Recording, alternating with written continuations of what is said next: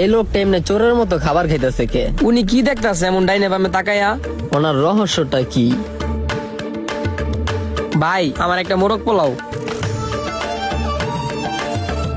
আজকে পার্সেল নিবেন না আপনি ভাই? না ভাই আজকে পার্সেল লাগবো না। এই লোকটা ভাই, কি টাকা দিয়ে গেছিল? আমি একটা মোরগ পোলাও আর একটা ঠান্ডা খাইছি কোয়ার্টার।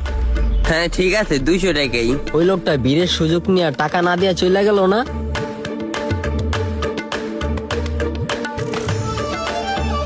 আল্লাহ, এই দোকানটাতে বিট দেন আপনি। এই লোকটা আবার আইছে, আজকে আবার খায়া লোক, আজকে ওরে ধর্ম। খিদায় আমার পেটটা শেষ হয়ে যেতেছে। হ্যাঁ চান্দু, তুমি খেলে আজকে আহো।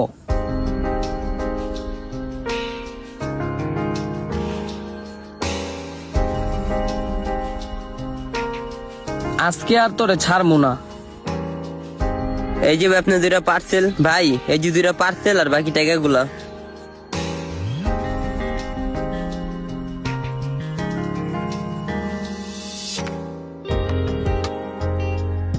ভাই, আপনি একটা জিনিস খেয়াল করছেন?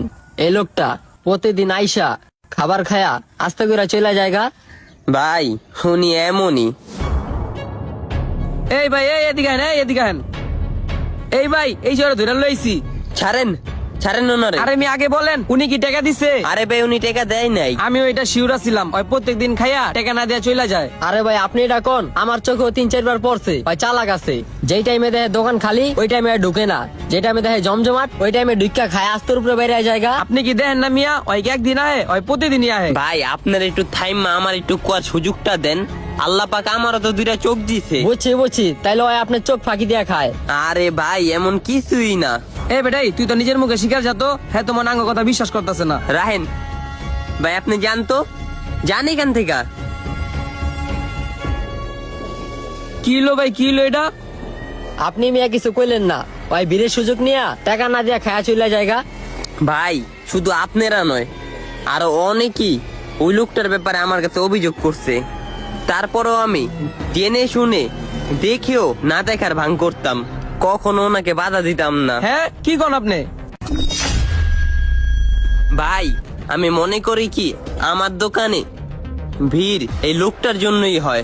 হ্যাঁ, কিভাবে?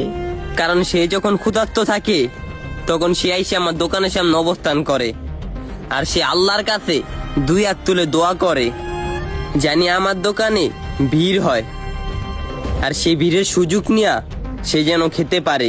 এই জন্য অহংকার করতে নাই যে আমি কাউকে খাওয়াচ্ছি।